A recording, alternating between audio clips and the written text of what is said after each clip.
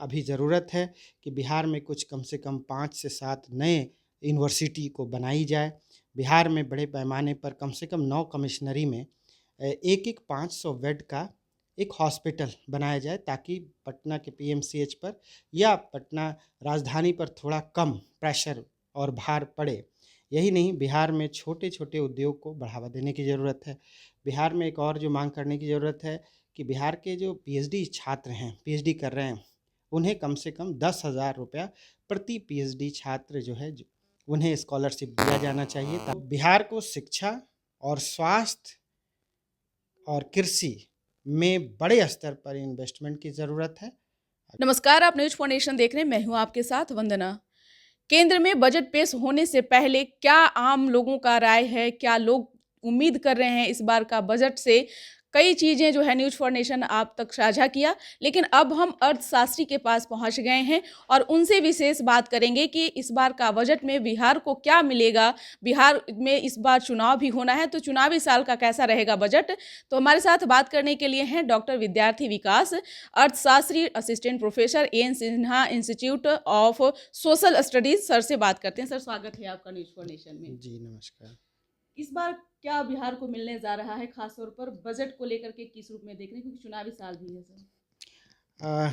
आपका सवाल बिल्कुल मौजू है। आप जानते हैं कि बिहार सरकार की सहायता से ही केंद्र की सरकार बनी हुई है, और यह मौका एवं दस्तूर भी है, क्योंकि बजट 2025-26 आने वाला है। और आपने देखा है कि बिहार को पंचवर्षीय योजना काल से ही बिहार को जो लाभ मिलना चाहिए था, वह केंद्र से सहयोग नहीं मिला है। इसी कारण से बिहार पिछड़ा रह गया है।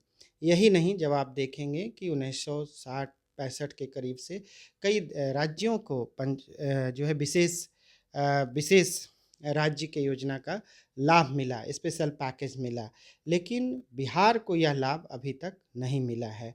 तो हमें लगता है कि इस बार जो बिहार के लोगों की आकांक्षाएं हैं, यही नहीं, बिहार सरकार की भी आकांक्षाएं हैं। आपने देखा होगा, हाल ही में यह सुनने को मिला है कि बिहार सरकार के द्वारा एक रिसर्च करके भारत सरकार को लगभग 1.5 लाख करोड़ का एक बजट का प्रावधान दिया गया है कि ये चीज़ें बिहार में होनी चाहिए। उसमें अगर आप बात करें तो जो दिया गया है एक प्रस्ताव भारत सरकार को, उस पे भारत सरकार को विचार करना चाहिए। एक तो विद्युत के वितरण से संबंधित दिया गया है, हवाई अड्डा बिहार में बनाने के लिए, पेयजल की आपूर्ति का सवाल उठाया गया है, उसके लिए एक बजट दिया गया है 11,000 करोड़ का। बिहार में फिल्म सिटी बने, उसके लिए लगभग 200 करोड़ का एक बजट दिया गया है। शिक्षकों के वेतन के लिए दिया गया है। कृषि को मजबूत करने के लिए भारत सरकार से पैसे मांगे गए हैं। इसी तरीके से पैक्स, मुख्य हरित कृषि संयंत्र के लिए मांगा गया है। हरित संरचना के विकास के लिए बिहार में ग्रीन फील्ड जो है शहर बनाने की बात की जा रही है, और नगर के विकास के लिए, भारत मिशन के लिए। और बिहार में जो आप जानते हैं कि हमेशा बाढ़ आती है, तो गंगा की सफाई के लिए भी एक बजट का प्रस्ताव दिया गया है। साथ ही साथ बिहार में पुलिस को कैसे मजबूत करें या क्राइम को कंट्रोल करने के लिए एक बड़ा बजट की मांग की गई है भारत सरकार से। अगर आप और इसके डिटेल में जानना चाहें, तो हमें लगता है कि बिहार की जो सबसे बड़ी आवश्यकता है आज के डेट में, इसके साथ-साथ जो ज़रूरत है वह है शिक्षा, स्वास्थ्य, उद्योग, भूमिहीन, खेती-किसानी, सामाजिक सुरक्षा, साइबर क्राइम और डिजिटल अरेस्ट को लेकर के है। आप देखें कि हर कोई ना कोई, या कहें कि लगभग सभी लोग डिजिटल अरेस्ट के कवरेज के अंदर हैं, और इसलिए एक बिहार को अपना एक प्लेटफॉर्म बनाना चाहिए कि डिजिटल अरेस्ट से कैसे बचें। बिहार का स्वास्थ्य खराब है। अगर आप आंकड़ों में देखें तो बिहार की महिलाओं का लगभग 50% महिलाएं ऐसी हैं, 40 से 50% महिलाएं जिनका जो है वो माल न्यूट्रिशन के शिकार हैं। बिहार का जो औसत हेल्थ का जो इंफ्रास्ट्रक्चर है, राष्ट्रीय औसत की तुलना में जो पीएचसी की अवेलेबिलिटी होनी चाहिए, हॉस्पिटल का, डॉक्टर का, नर्स की जो अवेलेबिलिटी होनी चाहिए, वो कहीं न कहीं कम दिखता है।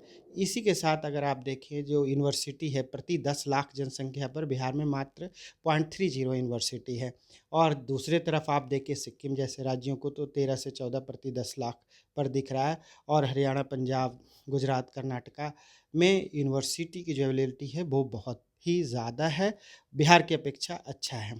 तो बिहार को अभी ज़रूरत है कि बिहार में कुछ कम से कम 5 से 7 नए यूनिवर्सिटी को बनाई जाए।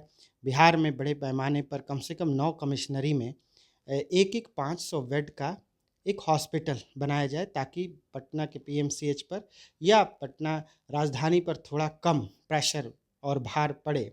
यही नहीं, बिहार में छोटे-छोटे उद्योग को बढ़ावा देने की ज़रूरत है। बिहार में एक और जो माँग करने की ज़रूरत है कि बिहार के जो पीएचडी छात्र हैं, पीएचडी कर रहे हैं, उन्हें कम से कम 10,000 रुपया प्रति पीएचडी छात्र जो है उन्हें स्कॉलरशिप दिया जाना चाहिए। वो ये है कि बख्तियारपुर से लेके बिहटा तक और पटना से लेके जहानाबाद तक ये मेट्रो का कॉरिडोर अगर बनता है तो पटना शहर पर जो है प्रेशर काफ़ी कम हो सकता है। यही नहीं, एक जो और खेती किसानी को लेकर के जो चिंता है, बिहार में एपीएमसी एक्ट के तहत जो है वो एमएसपी पर खरीदी जाए, उसके लिए एपीएमसी एक्ट के तहत जो है बाज़ार गठित होनी चाहिए, ताकि किसानों को उनके जो उपज हैं उनका सही मूल्य मिल सके। क्योंकि पंजाब और हरियाणा में आप देखें कि बहुत ज़्यादा किसान अपने अनाज को बेच पाते हैं, उन्हें सही रकम भी मिल जाती है। बट बिहार में लगभग ये बहुत कम है, औसतन 4 से 10% किसान ही, 4% ये कहें कि किसान जो है अपना बेच पाते हैं। तो ये हमें ख़ास करके सिंचाई को मुकम्मल करने की ज़रूरत है। बिहार में कृषि की जो आधारभूत संरचना है, उसे और मज़बूत बनाए जाने की ज़रूरत है। माइक्रो एंटरप्राइजेज़ के लिए एक बड़े रकम की ज़रूरत होगी इस बजट में, कि बिहार में छोटे-छोटे उद्योगों को बढ़ावा देने के लिए बड़े स्तर पे जो है लोन दिए जाएँ, और उसके साथ ज़ाहिर है कि रिसर्च करने की ज़रूरत है। यही नहीं, बिहार में एक और हाई स्पीड कॉरिडोर की भी ज़रूरत है। बिहार में शहरों का विकेंद्रीकरण हो, ये अभी बहुत अच्छा प्रस्ताव बिहार से गया है कि बिहार में और 10 शहरों का विकास होना चाहिए। यही नहीं, साथ में एक चीज़ जो और जोड़ने की ज़रूरत है ताकि बिहार के लोगों की आमदनी बढ़े, वह है टूरिज़्म इंडस्ट्री। जी। और टूरिज़्म इंडस्ट्री का प्रस्ताव गया है, तो टूरिज़्म इंडस्ट्री को मजबूत करने के लिए एक बजट भारत सरकार के पास जाए और वह एक रकम दें बिहार को, ताकि बिहार जो है और मजबूत बने, बिहार के लोगों की आमदनी बढ़े, और यहाँ के जो भूमिहीन हैं और जो गरीब लैंडलेस हैं और जो होमलेस हैं, उन लोगों के लिए सरकार को ज़मीन या घर बना कर देना चाहिए या ज़मीन खरीद कर देना चाहिए। अंत में यह कह सकते हैं कि चूँकि बिहार को विशेष राज्य का दर्जा नहीं मिला और यह नीति आयोग के द्वारा कोई कंपल्सन दिया गया है, लेकिन अगर हटकर देखें तो यह एक पॉलिटिकल विल का सवाल है। अगर केंद्र सरकार के पास पॉलिटिकल विल होगी तो बिहार को विशेष राज्य का दर्जा भी मिल सकता है। ये नहीं, पटना यूनिवर्सिटी को कम से कम सेंट्रल यूनिवर्सिटी बना दिया जाना चाहिए। और अगर विशेष राज्य का दर्जा नहीं भी मिलता है तो 90-10 के अनुपात में जो दिया जाता है, कुछ ऐसे जो है प्रावधान लेने चाहिए या कोई विशेष स्कीम लाई जानी चाहिए बिहार के लिए, कम से कम 5 वर्षों के लिए, कि जो योजना है उसका खर्च 90 और 10 के अनुपात में हो, और एक विशेष पैकेज कम से कम बिहार को मिलना चाहिए।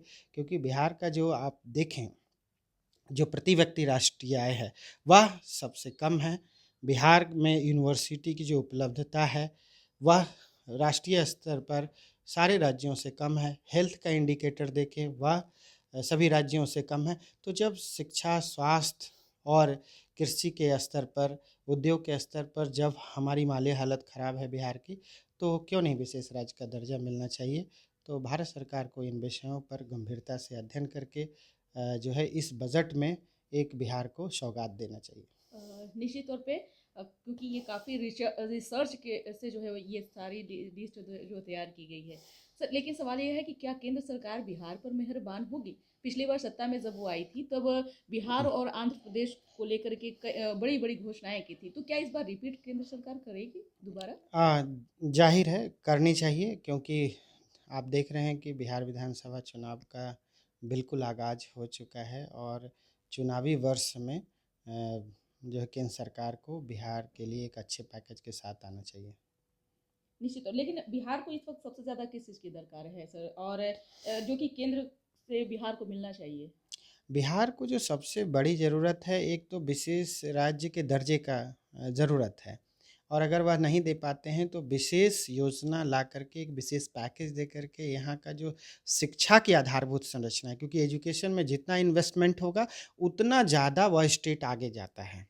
अगर आप देखें यूरोपियन स्टेट को, मैं कल देख रहा था, यूरोपियन एक स्टेट है वहाँ पे, कंट्री है डेनमार्क। डेनमार्क में मैं देख रहा था लगभग 15 लाख रुपए जी, प्रति बच्चे, प्रति स्टूडेंट वो खर्च करता है। जी। और हमारे यहाँ जब वो देखेंगे तो मुश्किल से 50 से 55 हज़ार रुपये है। तो एक तरफ जो अपने बच्चों पे 15 लाख खर्च कर रहा है, और एक तरफ हमारा 50 से 55 हज़ार रुपये खर्च हो रहा है। अगर आप देखें बिहार में जब आप आते हैं तो पर कैपिटा जो स्टूडेंट खर्च है वो लगभग 5 साढ़े 5 हज़ार के करीब पड़ रहा है। तो बिहार को शिक्षा और स्वास्थ्य और कृषि में बड़े स्तर पर इन्वेस्टमेंट की ज़रूरत है। अगर ऐसा होता है तो बिहार आगे बढ़ेगा। एक एक और सवाल है सर कि बिहार से कई मंत्री जो है वो केंद्र में बने हुए हैं, कई लोग बीजेपी के कोटे से हैं और जदयू कोटे से हैं। तो क्या बिहार में नए निवेश होंगे, रोजगार को बढ़ावा मिलेगा? अ, ऐसा ऐसी आशा की जाती है, लेकिन आपने देखा कि अभी देश में कई जगह टेक्सटाइल पार्क दिया गया, लेकिन बिहार से ही टेक्सटाइल मंत्री हैं, लेकिन बिहार में अभी भी एक भी टेक्सटाइल पार्क नहीं मिला। दूसरी तरफ देखें एग्रीकल्चर में भी हमारे मिनिस्टर्स हैं, लेकिन बिहार को इस तरह का कोई लाभ नहीं मिला। माइक्रो इंटरप्राइजेज़ में है, उद्योग के क्षेत्र में भी हमारे मिनिस्टर हैं केंद्रीय स्तर पर, लेकिन बिहार को कोई लाभ मिलता नहीं दिख रहा है। इसका अर्थ है कि जो बिहार से हमारे मंत्रीगण जाते हैं, वह अपनी बात को उतनी मजबूती से नहीं रख पाते हैं वहाँ के जो है जहाँ मीटिंग होती है। एक इन सब चीज़ों का कंक्लूजन अगर देखा जाए तो इस बार का बजट क्या बिहार के जनता उम्मीद करे, और क्या इस उम्मीद पर केंद्र सरकार खरी उतरेगी? क्योंकि महंगाई भी जो है वो लोगों को कमर तोड़ रखी है। महिलाओं के लिए खास तौर पर है तो किचन का भी जो समस्या है वो भी ज़्यादा बढ़ चुका है बजट के हाँ, ऊपर। इस बजट में जो सबसे बड़ी ज़रूरत है कि जो टैक्स का मार है जनता पर, वो कम किया जाना चाहिए।